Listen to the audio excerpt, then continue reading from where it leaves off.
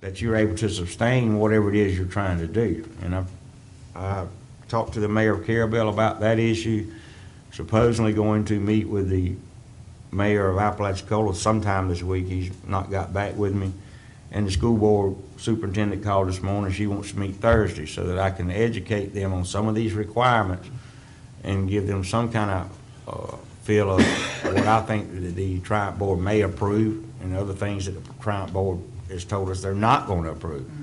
They're not going to, if you've got money coming through in a grant to do something in a road paving project 3 years from now, they're not going to give you the money today to do that. You have to wait your turn because you've already been authorized and been allocated those funds. So they're not going to supplement that. Well, you can move your project up 3 years, ain't going to happen. What they're saying is the Triumph Fund is not to supplement state budgets. So if you're getting funded through a state budget. Now, getting back to the sprinkler system and all the stuff that we want to see finished up at the Armory, we've not been allocated no funds through the state budget. What I told Mr. Currington yesterday is there's a one-page application form that the two cities, the county, and the school board has to submit by November the 15th. It's just one page. If the Triumph board goes through those pre-applications and they say, well, we like this project, we need to see more on it, then you'll go through the full-blown application process. If they throw it to the side and says, we're not funding that, it doesn't meet the criteria, then you don't waste time going through the full-blown application process. So, getting back to what I was saying earlier about the Armory, I think we should submit this one-page application process and see if we can't get the funding for it. In the meantime, Mr. Currington would try to be, as you know, email is give us a dollar figure on the landscape, and he's give us a dollar figure on all the different phases, and putting that together and submitting a one-page application and see if we can get funded. If not, we'll continue on with our prioritization of the sprinkler system through the state agencies. So what does the board think about that? And we need to know how to move forward so that we can bring our one-page application to the public on November the 7th, just as the two municipalities and the school board does. So seeking board. Mr. Chairman, I think it's a good idea. We can go ahead and, if we can go ahead and get that through the Triumph board, then we can take another priority and put it in there for a community budget request to the legislature. We still would have time enough to do that. But at the same time, we know if we get X amount of dollars, that's going to clear that project out for us to be able to do something else. And as me and Mr. Currington was talking about it yesterday, it's not. I think it will help create jobs once we finish the Armory, and it's a place that people want to come and have their weddings, and so you're going to create more jobs in your local restaurants. You're going to create more jobs for people catering this type of stuff. So there will be some job creation there, but the economic impact will be huge for your local lodging providers, for your local restaurants, and hopefully they have to hire a couple more people to help them keep up with the demand. So we're looking at trying to put together a total package and have some job creation in there, but also the economic benefits that we bring to the county as a whole. So, go ahead, Mr. Lockley. On this Triumph thing, they just want you to, each city, state, I meant the city, the school, county, they got limitations where we just put in one? No, absolutely not. This is the beginning of it. They've not awarded any money. This is a pre-application process. That don't mean that after the November the 15th deadline, when they're looking for these pre-applications, we can submit another one in December. We can submit another one in January. No, it's an ongoing thing. I know that, but what I'm asking you on this free thing, what they doing, however you call it, they just align one project for each amendment? No, but these projects have to come to the Board of County Commissioners to be approved. You get a letter of support or you get a letter of objection. And then those applications can then be submitted to Triumph by November the 15th. No, you're not limited. What we're limited by is to what kind of projects do we want to see?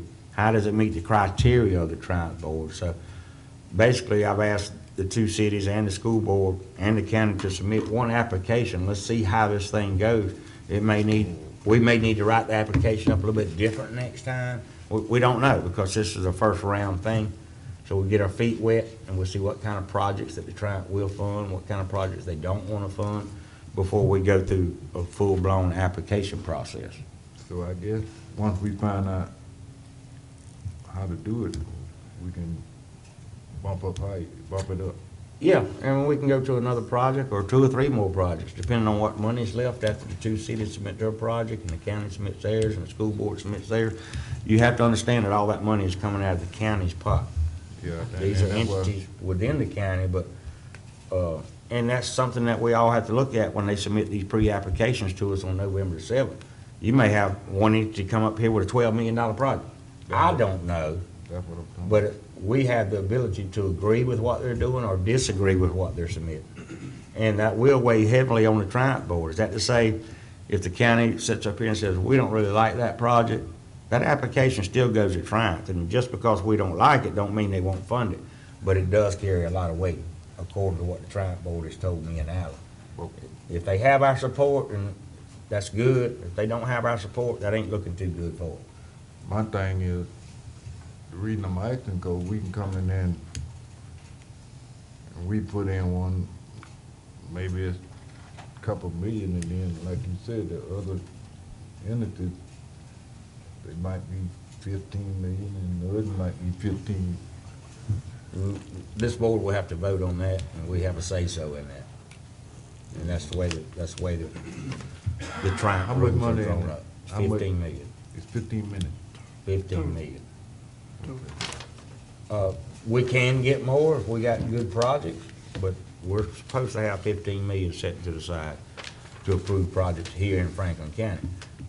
The only thing you have to watch out for is there could be somebody from Tampa come in and say, we're doing a project for Franklin County. So they want to submit a project and take away our money. So you have to kind of look at it that way too. On another issue with Triumph, real quick, while we're on the Triumph subject, another entity called Allen, give them my phone number, they called me. They're wanting to do an $80 million project on behalf of the 8 counties from Wakulla to Escambia. That is a pump out for your marinas, for your sailboats, for your pleasure boats. $80 million worth of infrastructure they're wanting to put in. They're wanting a letter of endorsement from the county. So I asked the guy yesterday when he called, when I finally answered his call, how much of that comes out of our 15 million that's allocated for us? And he says, nothing. All we need is a letter of support, and they don't want to be the top priority. They can be the bottom priority. But you know how that goes. He's supposed to be in town Thursday. He's meeting with the city of Apalachicola. Then he wants to meet with me. I want to inform the board about that and about this $80 million project, because $80 million between 8 counties, that would just about wipe out our 15 million. So I want to make sure that that's not happening. And there'll be no action taken until that's all the information is brought back to this board. But I want to make you aware of that. This is the type of stuff that I'm saying, if we don't move forward and try to do some projects on ourselves or our school board or our 2 municipalities, things can happen real fast that eats up our money, so. Yeah. So do we have, can I get a motion from the board to allow Mark Currington to proceed with that 1-page application, pre-application for the Armory, try to finish up that project? So moved. Second. We have a motion by Commissioner Sanders, second by Commissioner Lockley. Any further discussion? Mr. Chairman, I'd like to add, the only thing better than starting a project is completing it. Yeah. I would really love to see that happen. Well, this project here on the Armory, we apply for historic funds. Sometimes we get them, the next year we don't get them. That's right. So everything is just taking so long to complete this project for the benefit of the community and our citizens. I think it's a good thing to do.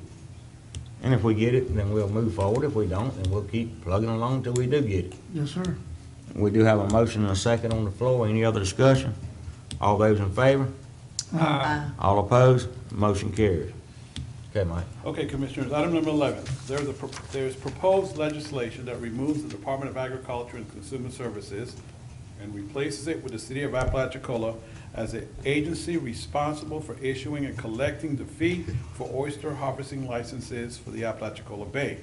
What is not changed is the annual fee for residents, which is $100, and the $500 fee for non-residents, and a $500 late fee if anyone fails to pay the annual fee within the required time period. However, in addition to the change of the responsible agency, what has also changed is that the proceeds from Apalachicola Bay oyster harvesting license fees shall be deposited by the city of Apalachicola into a trust fund, not into the general inspection trust fund, less reasonable administrative costs. These funds shall be used or distributed by the city of Apalachicola for the following purposes in the Apalachicola Bay. They struck out relaying and transplanting live oysters, and they replaced it with an Apalachicola Bay oyster shell recycling program, shell planting to construct or rehabilitate oyster bars, education programs for licensed oyster harvesters on oyster biology, aquaculture, boating and water safety, sanitation, resource conservation, small business management, marketing, and other relevant subjects. Research directed to, and also research directed towards enhancement of oyster production in the bay and the water management needs of the bay. I'm Board not in discussion. for Appalachia getting the money for the license. I mean, Mr. Chairman, can I speak? Yes, sir. We'll give you a little history on this stuff. Now, when I first started oystering back in the 60s, 70s, we didn't have to have no license. They come up with this license thing. That's something after that storm. And this the only county in the state of Florida that have to have a license. You go from Pensacola, Southport, Wakulla, Cedar Keys, Sebastian, all down in there. Some people don't have to have no license. They don't pay nothing for the go oystering. They told us they come up, if they pulled that, took the money, what they were collecting for the license, they pulled that, took it, and helped replenish shells. State didn't do that. They hired 2 men down there. That's what they done with the money. They hired 2 men right in that building what we just voted on to and work for them to haul shells to these other counties in which I just told you about. But now these people is having a hard time. The oystermen right now, they having a hard time. And they want to charge them $100 for a license. They not making $100 a day out there some days. Sometimes they ain't making $100 a week. I mean, it just, but I think we should, in my opinion, we should go back to like they do in right now. Them other places, this the only place in the state that got to have a license. You go oystering right over there in Wakulla, you ain't got to pay no $100 for no license. You go oystering in Panama, you just take your boat over there and, you don't have to have if you got a license, you don't have to pay for it. We the only one that's got a license? Yeah. In In the Franklin state of County? Florida. In the state of Florida, yeah. Florida. Yeah, the whole state. So I think we should go back like the rest of them in the state of Florida, talking about what they gonna do. They got all these activities that they gonna do with this money they collect. If you look at what they were collecting back in the days and now, they not gonna be able to. Just say they collecting $80,000 right now. $80,000, it's not gonna put on no shelling program. No. For maybe one day, half a day, they gonna be fussing. I mean, then you got to take whoever administers. Now, if the city of Apalachicola wanna be over that program where the state give them, they You gotta paying pay for somebody something. to collect the money, you're gonna come out of it, you gotta pay somebody it's gonna be a lot of money took out of it, paying out Yeah, the people. paying out. There ain't gonna be much left. Ain't no be no much money left. I don't think they should charge them oystermen nothing. They ain't making no money as it is, and they ain't got to buy a license. Let it go back like it was in the beginning.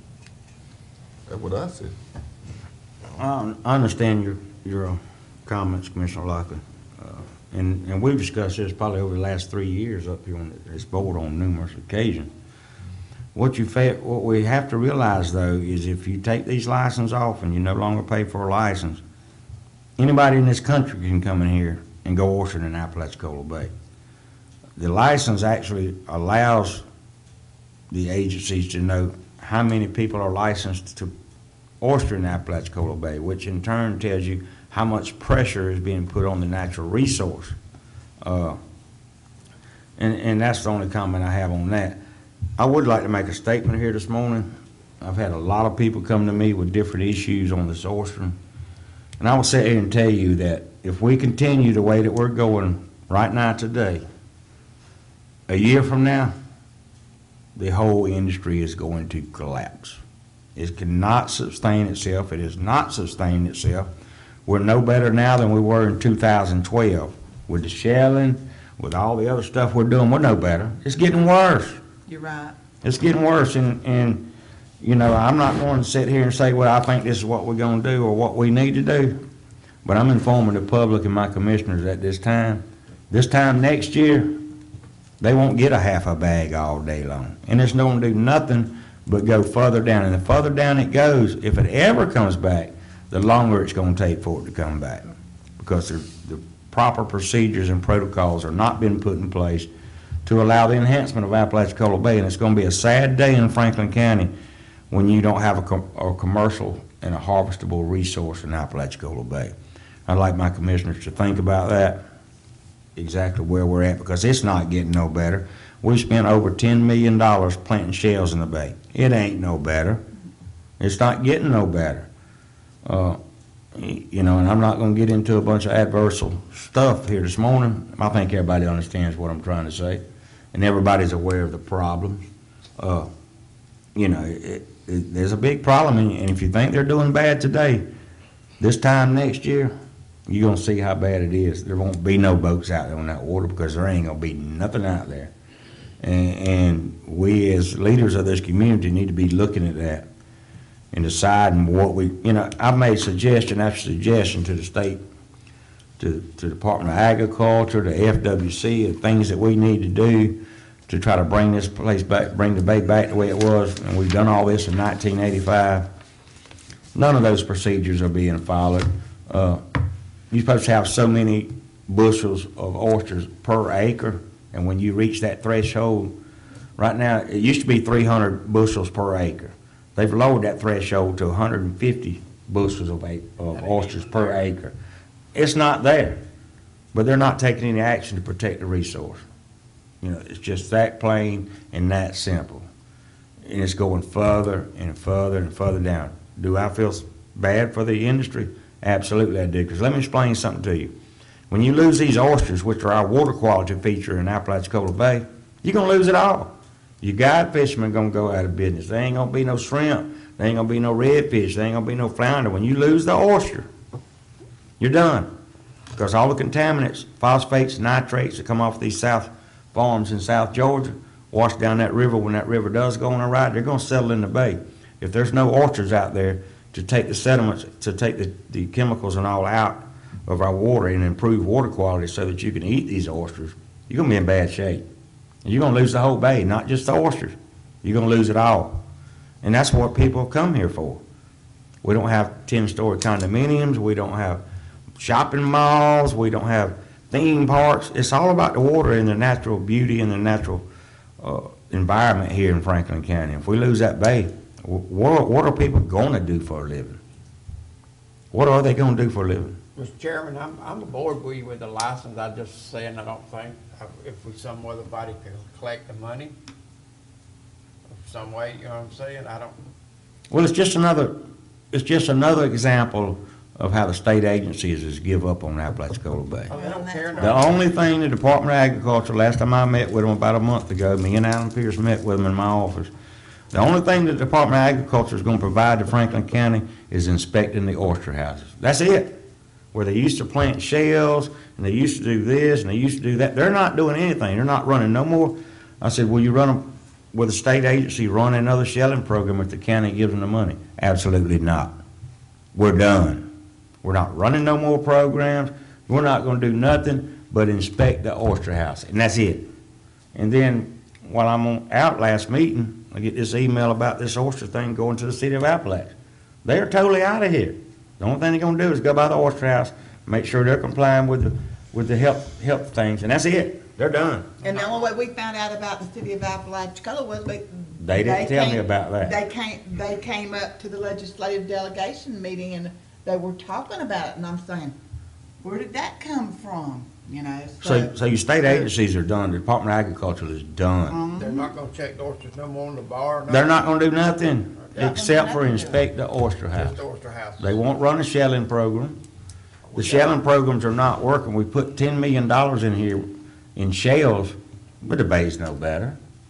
Are they catching 10 bags of oysters now a day after 4 years? No. No. It's going worse and worse and going down and down and down. I talked to a married couple yesterday, they said it had 68 pounds. Anytime time you take your gas and your expenses and your gloves and all that out of it, you ain't made about $45 that day, all day long with two people. Yep. I had a guy call me, he says, I'm losing my home, I'm losing my house, and all this stuff. I said, sir, I feel for you. I said, but if you think it's gonna get better next year, you're in trouble. You need to find another job. I don't know what to tell you. We put all this money into these shelling programs, tried to help the oystermen get a check, keep a check coming. But that's not gonna happen. The state told me they're not going for no more money to even do another shelling program. They're not looking for no more money. They're done. And I'm informing the board this morning of what they told me. Yeah. They're done. They're not doing nothing. Can I say something? Yes, sir. What I was saying, you still have a license, just won't have the people. If they wanna issue license to keep up with numbers. But the state is wrong. The state is wrong because they own that bay. They own the bay. They own the bay, and when you get further out, the government owns the other part of the water. Franklin County, the city of Apalachicola do not own that water. And I think one reason they're bailing out on us is because they don't see it getting no better either. And they don't want their name attached to it when the thing hits the bottom. And it's gonna hit the bottom if we don't take more proactive measures. And I'm not gonna say the word of what we need to do. It's up to this commission. It ain't up to me. No, I tell you what they don't Be want. careful. No, what's happening is, state of Florida know what's coming now, and they trying to avoid paying them fellas what got license unemployment. Cause they don't wanna pay them no unemployment. If they shut the beat down, they got to pay them boys, and they don't wanna do that. That's why they going all around and talking about how they gonna be done with this here part of Apalachicola Bay and continue on them other bays. We all know what it needs. Yeah, they continuing on the other bays. From Pensacola, they gonna share them. They gonna share everything here. They gonna share Wakulla. They just gonna dish Franklin County. They've already done Yeah, they done They've done it. already done it. Because they don't wanna pay out no money. They know for this thing to work, it got to do like it done in '85 for it to shut down. Yeah. And Mr. Chairman. Mm-hmm. Thank If you all will remember, just a few years ago, we had this room packed full, talking about the oyster issue, talking about the oyster license. At the same time, talked about doing away with the oyster license, but said we didn't, if you couldn't do the $100, then at least do it for somebody that was 65 and over. I think you brought it up, you and Commissioner Putnell at that time brought it up. And we were told by Department of Agriculture on that back road back there, they had every one of those Department of Ag people that worked in Franklin County on that back road back there. And they said if you do away with a $100 license, you're doing away with their job. Y'all remember that when they sat there and said that? yeah, Now, I'm gonna tell you, I am like Mr. Noah. I feel like if they feel like this bay is gonna go down, $80,000 is not gonna make or break, but it sure would help the oystermen to do away with that $100 license. I mean, I've always supported doing away with the You $100 haven't got to license. charge them for the license, you can still give them the license, but they can maintain how many people's out there. But you But- don't have but- to charge them. Yeah. But nobody's gonna fund the program that they have to go through in order to get a license. You gotta sit through that video, you gotta do all this stuff, and then people are not just gonna volunteer their time to do that. And if there ain't no funds to pay the administrative costs and something to benefit them, they're not gonna run the programs to give out the license. We're in a mess. I don't know what it's pleasure of the board as to how y'all wanna address that Chairman, issue. I got a question whenever. Yes, sir. Just a thought, looking at numbers, isn't the month of June the month they're supposed to buy the license, or they're late if they don't buy it? that It's month? $500 if you don't buy them on Okay, time. so if you took 10% of what's collected and made it administrative costs, capping it at 10, even if the city of Appalachia had to pay somebody full-time to work 40 hours a week during the month of June, they'd be getting paid $55 an hour for 10% of what's being collected. I think that, is there any way we can cap what reasonable administrative costs are? This proposal is gonna be taken up in the legislature this year, the way I understand it. It's proposed legislation, which has to be taken up by the legislature. Now, this board we can think about it and come back at the next meeting and come up with a proposal that we'd like to write a letter to our legislative delegation or to the governor or whoever, stating that this is the way we see it should be done. But under their current proposal, they're just taking out the name of Department of Agriculture and planted in the city of Apalachicola. That's all we've done. There is no cap on administrative fees. It says reasonable fees, but what is that? Yeah. And then it gives you all these options of the way the money can be used, which is the same options that the state agency had, other than relaying and transplanting live oysters. Everything else is the same. So this is gonna be done regardless of what we feel about it. That's No, all. I didn't say that. Okay. I'm just saying that they didn't change much in the paperwork that the state had, other than put City of Apalachicola and take away Department of Agriculture. As I said before, Department of Agriculture is done. They're not doing nothing to help bring back Apalachicola City of back. Apalachicola volunteered to do this, didn't they? I don't know if they did or not. Evidently, there was some conversation somewhere. Yeah, I mean, just to pick it up, yeah, There was some conversation somewhere, so. Yeah. Now, they didn't volunteer now, these well, I mean, administrative fees and yeah, I everything know, else that yeah, I goes mean, with it. administrative fees and all, but somebody talked with them to do it, to try to help or something. One thing to consider, commissioners, I'll just come out and say, the wording is, it went from the General Inspection Trust Fund to now to a trust fund. So there's no parameters to determine, okay, so how, whose trust fund, who has responsibility over the trust fund, it just says so.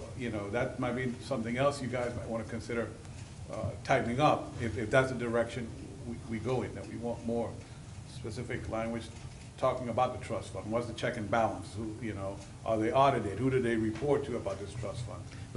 What I would suggest is that we don't act on this today. Let's move on and keep going. The commissioners are well aware of what we're discussing here, and well aware of the dynamics. Let's think on it for 2 weeks and put it back on our agenda for the 7th as a small item in your report, Mike. And after the commissioners have had a couple of weeks to think about it, and then come back to us with suggestions of what you want to do. Whether we write letters, whether we cap it, if we want to cap the administrative costs. I mean, there's a lot of different things that we can do and put in that letter to send to our legislative delegation. But let's just kind of think on it for a couple of weeks and come back with some recommendation. Yes. Can I ask a question? While we doing the thinking, would you have, Michael or somebody get a report on how much do it cost a day to do one shelter?